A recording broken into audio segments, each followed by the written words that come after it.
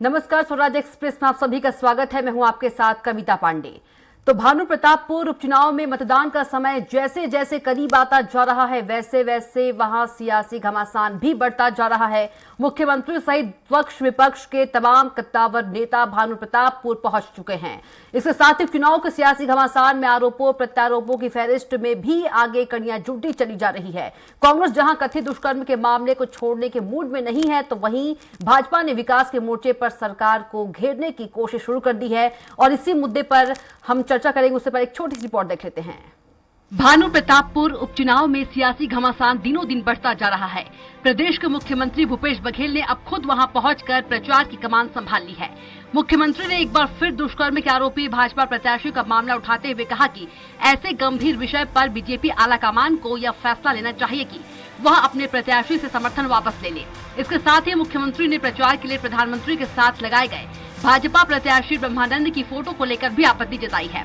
मुख्यमंत्री ने कहा कि यह देश के प्रधानमंत्री का अपमान है। एक दुष्कर्म के आरोपी की फोटो उनके साथ लगाई गई है। मुख्यमंत्री ने इसे भाजपा का दोहरा चरित्र करार दिया है। इसके साथ ही भाजपा के नेता के द्वारा ही अपने प्रत्याशियों के खिलाफ तमाम दस्तावेजों को उपलब्ध कराए जाने का बयान देने वाले प्रदेश के खाद्य मंत्री अमरजीत भगत ने कहा कि पार्टी के भीतर विभीषण कौन है, भाजपा के लोग खुद ही इसका पता लगाए।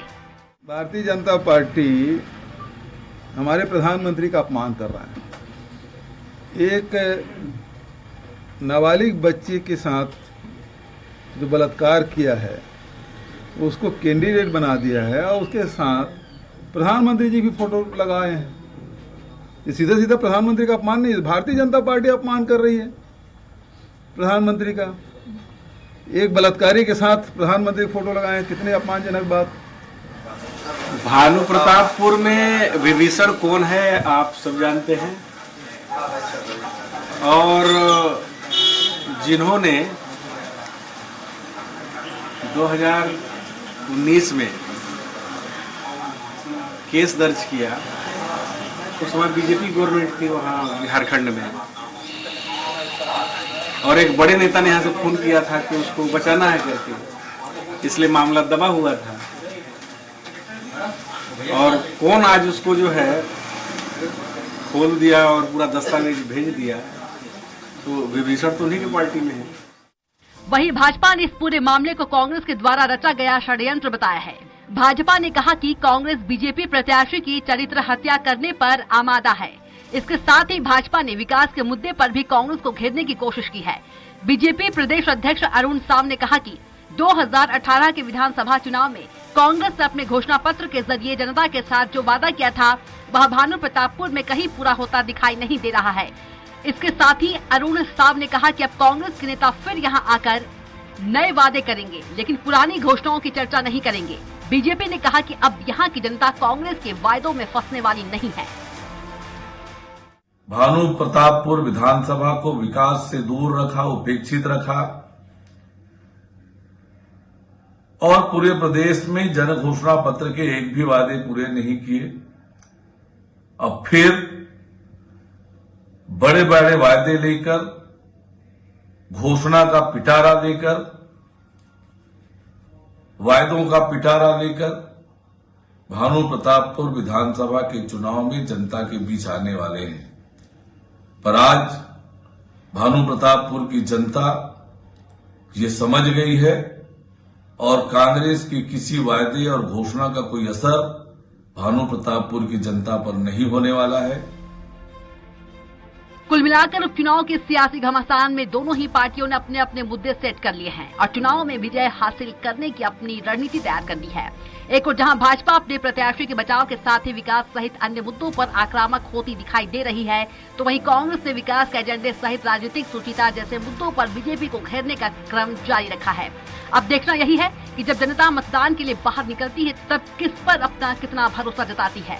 स्वराज एक्सप्रेस के लिए रायपुर से संजय उपाध्याय की रिपोर्ट। और इसी मुद्दे पर चर्चा करेंगे और ज्यादा चर्चा के लिए मौजूद है हमारे साथ मेहमान कांग्रेस प्रवक्ता धनंजय सिंह ठाकुर जी, बीजेपी प्रवक्ता देवलाल ठाकुर जी और वरिष्ठ पत्रकार बाबूलाल शर्मा जी। आप तीनों का बहुत बहुत स्वागत है चर्चा में। सबसे पहला सवाल जो है बीजेपी प्रवक्ता देवलाल ठाकुर जी से है। सीएम भूपेश बघेल ने, जो आपके प्रत्याशी है ब्रह्मानंद नेताम, उनकी तस्वीर है प्रधानमंत्री मोदी जी के साथ, तो उन्होंने सवाल उठाए हैं कि इसमें प्रधानमंत्री जी का अपमान है। चलो देर सही, लेकिन मुख्यमंत्री को प्रधानमंत्री का ट्रेंड तो उमड़ रहा है। देखिए, भारतीय जनता पार्टी का प्रत्याशी कांग्रेस के कहने से आरोपी नहीं बन जाएगा। प्रदेश कांग्रेस कमेटी के अध्यक्ष मोहन मरकाम को इन्होंने फंसा दिया है, ऐसा प्रेस कॉन्फ्रेंस करवाकर, पीड़िता का नाम उजागर करवाकर। उसके ऊपर तो एफआईआर तय है, उसके ऊपर तो कार्रवाई होगी ही। और प्रदेश के मुख्यमंत्री आदिवासियों के प्रति कितना इसका प्रेम है, इस बात से दिखता है। भानु प्रतापपुर क्षेत्र में जो संयंत्र लगना था, जो 900 करोड़ रुपए तेंदुपत्ता लाभांश के आदिवासी परिवारों के जमा थे, उसमें से लगभग 700 करोड़ रुपया को यहाँ के आदिवासियों के हक एवं अधिकार में डाका डालकर इन्होंने एक जाम गांव में संयंत्र खुलवा दिया। यहाँ के जो रोजी रोजगार मिलना था उसको आपने पाटन विधानसभा में ले जाकर बांट दिया।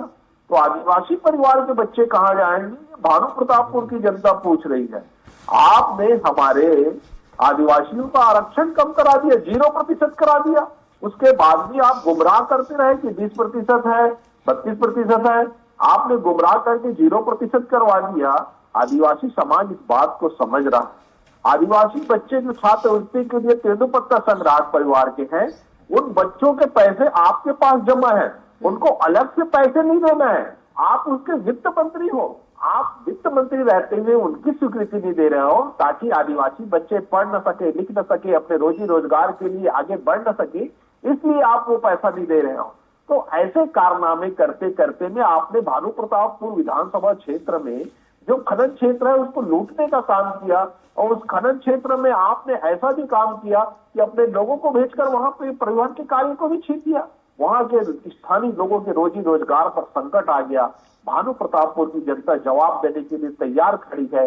5 तारीख को आपको कांग्रेस को करारा जवाब देगी। और मैं तो चैलेंज के साथ बोलता हूं, इन 4 सालों में अगर कांग्रेस ने भानु प्रतापपुर विधानसभा में एक भी विकास के कार्य कराए हैं तो चिन्हित करके बता दे कि हमने भानु प्रतापपुर विधानसभा में ऐसे कार्य कराए हैं जिनके बदौलत वो यहाँ पर चुनाव में आ सके। उनके पास कोई मुद्दा नहीं है। इस समय कांग्रेस की स्थिति बहुत ही लचर है और आदिवासी समाज जवाब देने के लिए तैयार खड़ा है और कांग्रेस को इसका जवाब लेना भी पड़ेगा। धनंजय जी से जवाब ले लेते हैं। धनंजय जी, ठीक है, यहीं पर जवाब ले लेते हैं धनंजय जी से।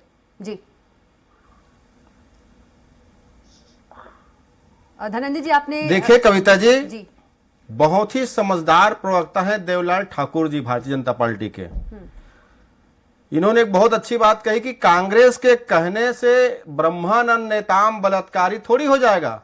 हम निश्चित तौर पर मानते हैं हमारे कहने से या कांग्रेस पार्टी कहने से ब्रह्मानंद नेताम या कोई भी व्यक्ति बलात्कारी नहीं हो सकता जी। ब्रह्मानंद नेताम के खिलाफ झारखंड में जब एफआईआर दर्ज हुआ है जिसमें पीड़िता का 164 का बयान है, उसमें ब्रह्मानंद के बारे में लिखा गया है कि ये गैंग रेप एक मासूम बालिका को अनैतिक रूप से देह व्यापार में ढकेलने का और पॉक्सो एक्ट का आरोपी है। कांग्रेस पार्टी नहीं कर रही है। देवलाल जी, इस बात को दिमाग से निकाल दीजिए। ये कांग्रेस पार्टी नहीं कह रही कि ब्रह्मानंद नेताम बलात्कारी है। ये वो एफआईआर उस पीड़िता के द्वारा दिया गया बयान कह रहा है कि ब्रह्मानंद नेताम बलात्कारी है जी। और ये सही बात कर रहे हैं। जैसे कांग्रेस के कहने से कोई बलात्कारी नहीं हो सकता, वैसे भाजपा के नेता अगर एक बलात्कारी को बचाएंगे ना तो वो कोई संस्कारी नहीं हो जाएगा। कोई भारतीय जनता पार्टी वो गंगा मैया नहीं है जो किसी के पाप को धो लेगी। सत्य बात कही इन्होंने। यही चीज तो इन नेताओं को समझना है। ये कांग्रेस ने आरोप नहीं लगाया है, ये भाजपा की जो सरकार थी जो इस बलात्कारी को बचाने का काम किया था उसका पाप का घड़ा फूटा है और इस पाप के घड़े को फोड़ने वाले भी भारतीय जनता पार्टी के लोग हैं। तो ये तय तो कर ले ना, इनको सब कुछ पता था। दूसरी बात, अच्छी बात करते हैं, बहुत समझदार व्यक्ति हैं, सज्जन व्यक्ति हैं, तो इनको ये बताना चाहिए वो 15 साल की आदिवासी जो बच्ची है, जिनके माता पिता की 9 साल की उम्र में ही देहांत हो जाता है, जो 5 बहन थे, एक भाई था, जिस पर बयान में लिखा हुआ है, उसके साथ 9 साल की उम्र से रेप और गैंग रेप हो रहे हैं। 15 साल की उम्र में रायपुर में भाजपा के जो भी प्रत्याशी हैं उनके द्वारा दुराचार करने का आरोप है। भारतीय जनता पार्टी के जिला कोषाध्यक्ष दीपांकर सिन्हा के द्वारा दुराचार करने का उसमें आरोप है। नरेश सोनी का आरोप है, केशव सिन्हा का नाम लिखा हुआ है। एक ब्रह्मानंद उस गैंग रेप में अकेले नहीं है, पूरा इनका संगठन और समूह वहां पर है। लेकिन किस प्रकार से बात करते हैं ये? और प्रधानमंत्री भारतीय जनता, सुनिए एक मिनट जी, और भारतीय जनता पार्टी के नेताओं के पास संस्कार नाम का चीज नहीं है। ये पूर्व प्रधानमंत्रियों का जिस प्रकार से अपमान करते हैं, जिस प्रकार से अवहेलना करते हैं, ये हमारे संस्कार में नहीं है। प्रधानमंत्री का पद आपके लिए, मेरे लिए, सबके लिए गरिमा का पद है, और उस गरिमा को तार तार करने का काम भारतीय जनता पार्टी ने भानु प्रतापपुर चुनाव में किया है। एक बलात्कारी, एक रेपिस्ट, एक गैंग रेप के आरोपी, एक मासूम के बलात्कार के पॉक्सो एक्ट के मुजरिम ब्रह्मानंद की फोटो प्रधानमंत्री के साथ लगाकर इन्होंने प्रधानमंत्री के पद के गरिमा का भी अपमान करने का काम किया है। जी चलिए वरिष्ठ पत्रकार जी के पास चलते हैं। बाबूलाल शर्मा जी, आरोप प्रत्यारोप लग रहे हैं, आप देख ही रहे हैं, 5 दिसंबर को उपचुनाव है, क्या कुछ आपकी प्रतिक्रिया? देखिए, चुनाव में आरोप प्रत्यारोप बहुत सारे सामने आते हैं, लेकिन ये जो आरोप आया है बहुत ही गंभीर प्रकृति का आरोप है। ठीक है, वो शंका एक पैदा हुई है कि भाई इतने साल क्या कर रहे थे, इतने साल में पॉस्को एक्ट की कार्रवाई क्यों नहीं हुई, अभी तक गिरफ्तारी की बात क्यों नहीं की। लेकिन राजनीति के बयानों में जो बातें उलझी, तो आप इसको इस रूप में समझिए कि ये चुनावी रणनीति है कांग्रेस की।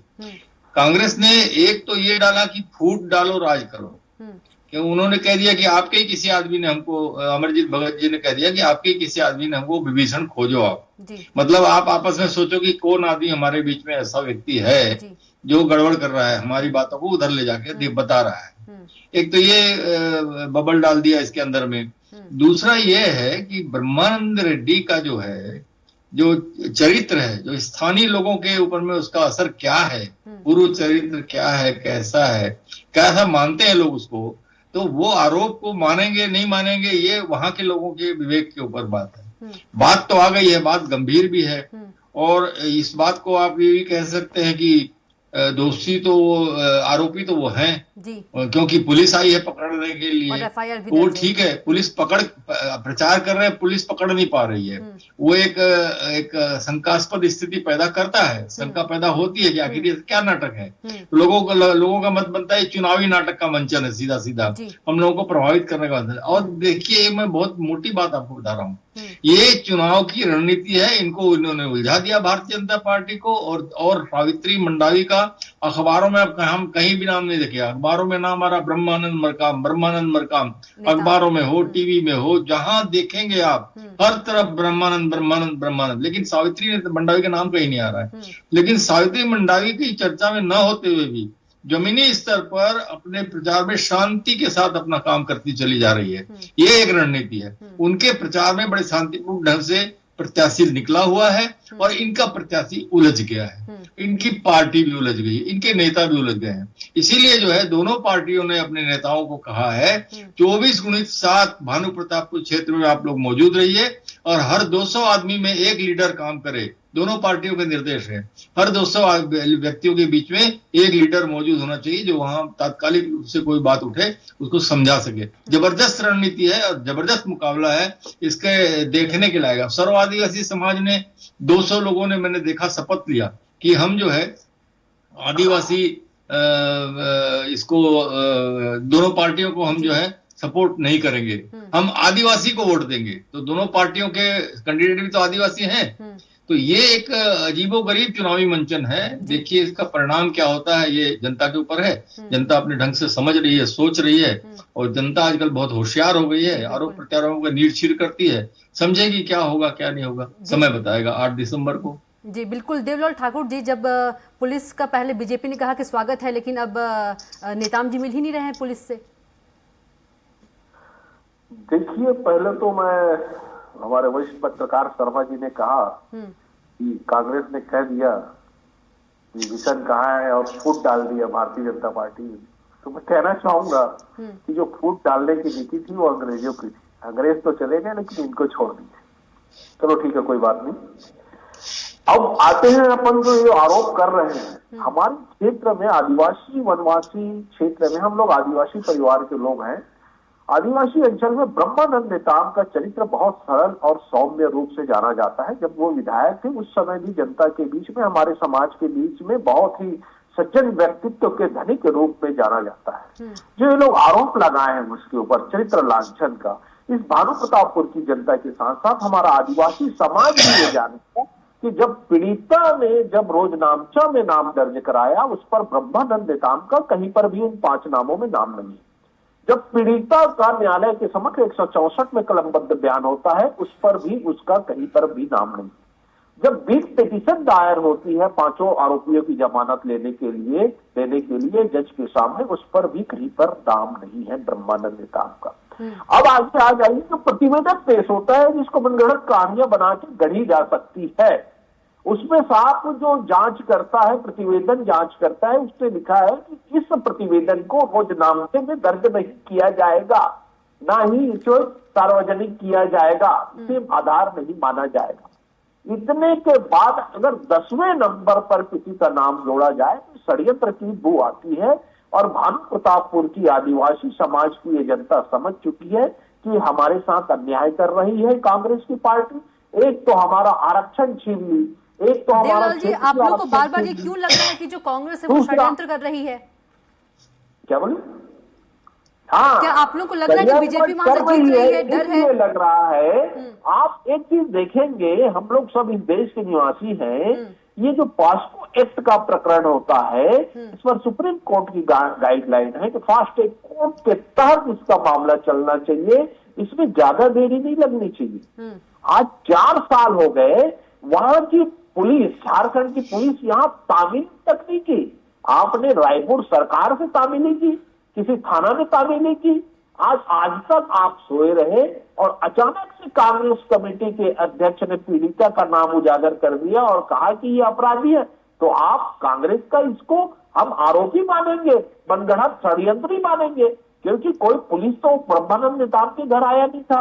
अच्छा, दूसरी चीज ये है कि सरकार में कुछ लोगों ने भी बीच में कहा, मैं पहली भी डिबेट में बैठा था, हमारे शर्मा जी भी थे पत्रकार महोदय, कि उन्हें शपथ पत्र में देना चाहिए। अरे जब छत्तीसगढ़ की सरकार को ही नहीं मालूम, इनका एक पुलिस महकमा का एक सिपाही उस केस में उसके खिलाफ भी अपराध कर गया है, उसको इन्होंने अभी निलंबित किया है और झारखंड की पुलिस गिरफ्तार करने आई है। बोलते पहले उसी गिरफ्तार कर लेना था ना।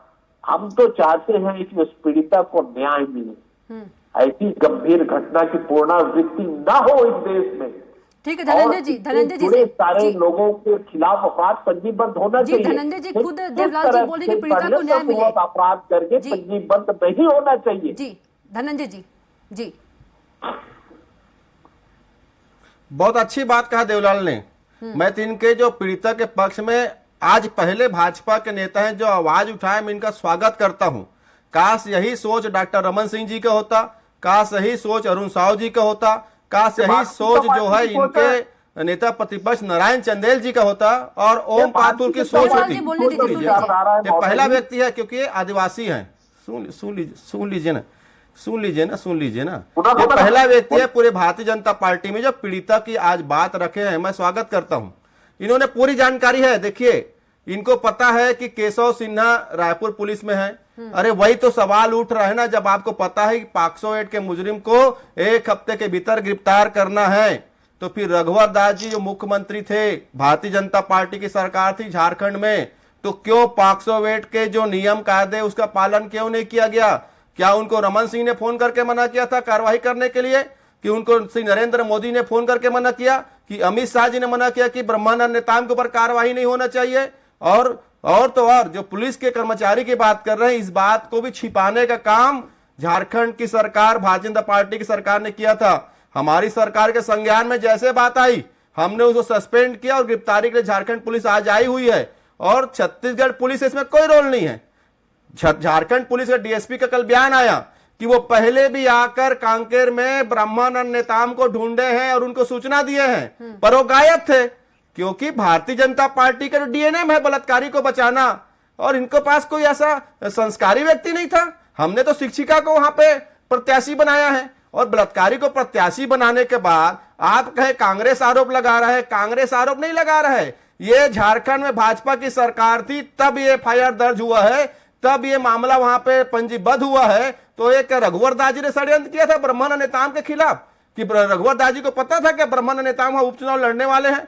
भारतीय जनता पार्टी कुछ भी तो कुतर्क कर ले, यह स्पष्ट है कि भाजपा बलात्कारियों के साथ खड़ी हुई है। और छत्तीसगढ़ ही नहीं, पूरा देश में भाजपा के हालात यही हैं। मैं कहता हूं ना कि आप एक पीड़िता का आवाज उठाइए, देवलाल जी ने उठाया, मैं इनका स्वागत कर रहा हूं। न्याय, कांग्रेस पार्टी न्याय की बात कही है और हम तो लगातार बात कर रहे हैं। जाए ना भाई, झारखंड में जाए, न्यायालय में जाए, पुलिस को सुपुर्दगी करें। क्या इनको भारत के संविधान पर भरोसा नहीं है कि भारतीय जनता पार्टी खुद न्यायालय बन गई, खुद पुलिस बन गई, खुद जस्टिस बन गए, खुद ही इन्होंने निर्णय सुना दिया। मतलब ये इतने बड़े हो गए, भारत के संविधान से बड़े हो गए भाजपा के नेता। देवलाल जी तो बोल रहे हैं कहीं नाम ही नहीं है नेताम जी का। वही तो पूछ रहा हूं ना, देवलाल जी बोलते हैं कि 10वें नंबर में उनका नाम है। नहीं बोले हैं, 10वें नंबर में उनका नाम है, लेकिन 7वें नंबर पर जो भारतीय जनता युवा मोर्चा का दीपांकर सिन्हा, उसका नाम है, उसका जिक्र नहीं कर रहे हैं, नरेश सोनी नहीं कर रहे हैं। अरे ठीक है, आपको लगता है षड्यंत्र, जाए ना भाई, क्यों डरते हैं? एक जो व्यक्ति जो निर्दोष व्यक्ति होता है वो डरता नहीं है, क्यों छुप कर बैठा हुआ है ब्रह्मानंद नेताम भाजपा कार्यालय में? और रमन सिंह जी को और अरुण साहू जी को शर्म नहीं आती कि 15 साल की अबोध बालिका को न्याय दिलाना चाहिए, ना तो अपराधी को बताना चाहिए। दूसरी बात कविता जी, जो अपराधी को संरक्षण देता है, जो अपराधियों को सुरक्षित रखता है और बचाता है ना, वो भी अपराध के श्रेणी में आता है। मैं तो आपके चैनल के माध्यम से झारखंड पुलिस से आह्वान करूंगा, पूर्व मुख्यमंत्री डॉक्टर रमन सिंह, इनके अध्यक्ष अरुण साहू जी और नेता प्रतिपक्ष नेताम के ऊपर भी एफआईआर दर्ज किया जाए, क्योंकि एक 501 के मुजरिम, एक मासूम बालिका के बलात्कारी को इन्होंने संरक्षण दिया है, इनको छुपा के रखा है, और अपराधी को बचाना भी अपराध के श्रेणी में आता है वो। जी चलिए, वरिष्ठ पत्रकार से सवाल लेते। बाबूलाल जी, प्रत्याशी पर नेताम जी पर जो आरोप लगे हैं, क्या इसका असर देखने को मिलेगा उपचुनाव पर? मैंने कहा ना, जनता उनको किस रूप में देखती है, ब्रह्मानंद के चरित्र को किस रूप में पहले से देखती है, वो उनकी छाप उस क्षेत्र की जनता पे पहले से क्या है, वो प्रभाव भी काम करेगा। और देखिए, है तो बहुत खतरनाक बात कि नाबालिग जो बालिका थी वो भी आदिवासी थी, और एफआईआर जो है, एफआईआर की जानकारी कुछ लोगों को थी, ये बात आ रही है सामने। तो जब नाम की घोषणा हुई, नामांकन हुआ, स्क्रूटनी हुई और नाम वापसी के दौर तक के उन व्यक्तियों ने, जो भारतीय जनता पार्टी के लोग हैं उसमें, उन लोगों ने इस बात को किसी अपने नेता को बताया क्यों नहीं? या अगर वो बड़े नेता हैं जिनकी जानकारी में था, तो उन्होंने उसको ऑब्जेक्शन क्यों नहीं किया? ये प्रश्न भी बहुत बड़ा है। लेकिन मुझे ऐसा लगता है कि जो ये बात है, इसमें 10वें नंबर पे नाम वाली बात अभी नहीं आई है कि भाई इनको बाद में जोड़ा गया है, इसकी एक जांच हो जानी चाहिए, इस तरीके से कुछ हुआ है क्या। लेकिन जब तक तो जो है चुनाव का मामला खत्म हो जाएगा, आप देखिएगा जैसे ही 8 दिसंबर को परिणाम घोषित होंगे, ये सारी बातें कभी चर्चा में भी नहीं आएंगी। आप देखते जाइएगा इसमें ये जो चीजें हैं ये। और इसमें देखिए, झारखंड पुलिस, अगर ऐसा है, झारखंड पुलिस की कितनी अक्षमता सामने आ रही है, कितनी तेज है वहां की पुलिस, आप सोचिए। 3 साल तक के सोती रही और अभी तक कुछ नहीं किया, और अब भी आ रहे हैं तो ब्रह्मन जी वहां घूम रहे हैं, उसको पकड़ नहीं पा रहे हैं। तो दरअसल इसीलिए लोगों के मन में ये बात आ रही है कि सब चुनावी नाटक है, इसमें कुछ नहीं है। तो क्या उसका असर होगा, जनता उसको देखेगी। जनता बड़ा नीट चीर करती है, खुद ही समझती है आजकल सब बातों को। और ये भी सही है कि जिस नेता को इस बात की जानकारी थी, और जैसा कि कांग्रेस के प्रवक्ता आरोप भी लगा रहे हैं कि भाई उसने ही रघुवर दयाल को मना किया कार्रवाई होने से, किसने मना किया, तो निश्चित रूप से उस व्यक्ति को उसका आरोप की जानकारी जो है अपने नेताओं को देनी थी, अपने लोगों को देनी थी कि भाई ब्रह्मानंद के मामले में ये बात आ सकती है, इसलिए जो है टिकट पर विचार किया जाए। ये भी हो सकता था, लेकिन ये हुआ है। अब देखिए इसका परिणाम तो जनता के ऊपर छोड़ दीजिए। जी बिल्कुल। देवलाल जी, आपकी क्या कुछ प्रतिक्रिया? देखिए, मैं पहले ही बोल चुका हूं कि हमारे आदिवासी जनजाति क्षेत्र में जो चरित्र लांछन का आरोप लगा है, मैं आपके चैनल के माध्यम से कहना चाहता हूं, जो सेक्सुअल केसेस है हमारे जनजाति क्षेत्र में, आप यहां से लेकर भानु प्रतापपुर में, बालोद जिला से लेकर बस्तर तक देखेंगे, कहीं पर भी कोई आदिवासी युवक के ऊपर इस प्रकार के आरोप आप गिना भी नहीं सकते। मतलब इस क्षेत्र में हम लोग सामाजिक रूप से, सौहार्द रूप से, एक साथ सामूहिक रूप से शादी ब्याह सभी चीजों में कार्यक्रम में शामिल होने वाला आदिवासी परिवार होता है। ऐसी घटना को आदिवासी समाज जान गया कि ये आरोप मनगढ़ंत है, क्योंकि उसके व्यवहार से सभी लोग वाकिफ हैं। जितने भानु प्रतापपुर की जनता है, चाहे आदिवासी समाज हो या अदर समाज हो, सारे समाज के लोग उसके व्यवहार से वाकिफ है। तो वो कहीं पर भी उनको ये नहीं लगता कि लेकिन देवलाल जी आरोप नहीं है ना, एफआईआर है, एफआईआर दर्ज है ना। एफआईआर दर्ज में तो मैंने पहले ही कह दिया है कि रोजनामचे में नाम नहीं है, कलमबद्ध बयान में नाम नहीं है, पिटीशन दायर में नाम नहीं है।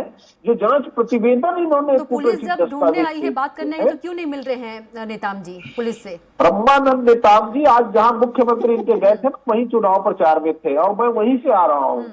अगर मेरे को थोड़ा देर पहले भी आप मैं डिबेट में जुड़ता ना, नेटवर्क इशू नहीं होता, तो आपको लाइव दिखा देता मैं प्रचार का। जी ठीक है। धनंजय जी क्या कुछ कहना चाहेंगे आप?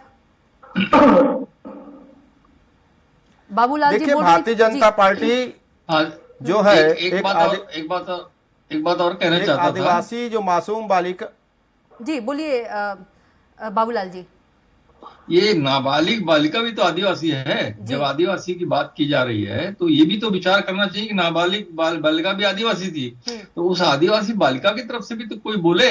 जी ये भारतीय जनता पार्टी के लोगों को इस बात को विचार करना पड़ेगा कि भाई वो लड़की भी आदिवासी थी कि उसके खिलाफ जितने भी लोग जिस रोज नामचा में दर्ज है उनको बख्शा ना जाए। बहुत बहुत धन्यवाद चर्चा में जुड़ने के लिए। धनंजय जी, बाबूलाल जी और देवलाल जी, बहुत बहुत धन्यवाद आप लोगों का। तो फिलहाल खास कार्यक्रम इतना ही। आप देखते रहिए स्वराज एक्सप्रेस।